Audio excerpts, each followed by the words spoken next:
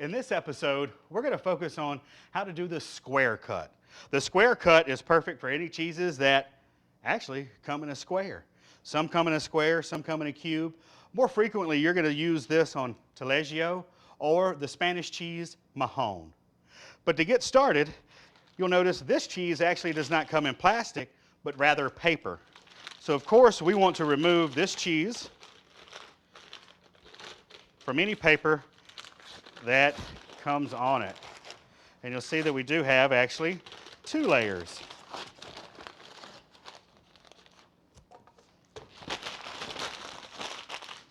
So we'll also want to remove this layer of paper because our goal is not to give our customers cheese with paper on it.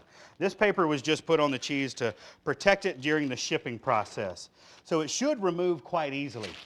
If it takes a minute to pull off, or if you need to scrape using a paring knife, that's okay too, as long as the cheese that you start cutting has no paper at all. And this Taleggio, you may think, oh, this looks weird. Taleggio is a wash rind cheese. It's going to have a little bit of mold, green, blues, whites. This one's kind of nice and supple and not that ugly, which is great. The main thing to remember with this cheese is that it's soft and not hard. So now we have a great soft Taleggio that we can start with our square cut. To start, we actually need to move this cheese into a diagonal position. So corner to corner on your platform wire box cutter, and we're going to pull the wire all the way through until we have 2 beautiful diagonal cuts. We can set one off to the side. And with this cut, again, we're going to go through and cut this directly in half.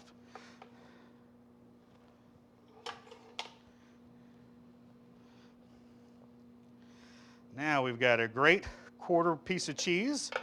Now for this piece of cheese, this is going to be roughly 1.5 pounds.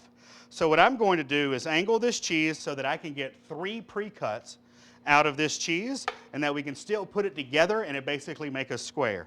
So here, 1, and now we're going to cut this in half. And you'll see that I'm putting it a little bit at an angle. My goal here is to try to give even rind distribution. That's going to be fair to the customer. But I'm always still trying to line it up and cut it straight in half.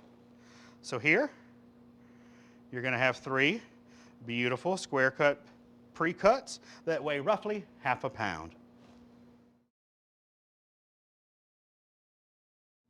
Now for the wrap on the square cut, it's the same as all other wraps. You want to make sure that you have a nice, good, tight wrap with no air so you can protect your cheese and make sure that there's no torn plastic. The area that does have the bunching of the plastic, that's where your scale label is going to go. And if you have a pre-packed label for it, it would go on the fresh, non-bunched up side.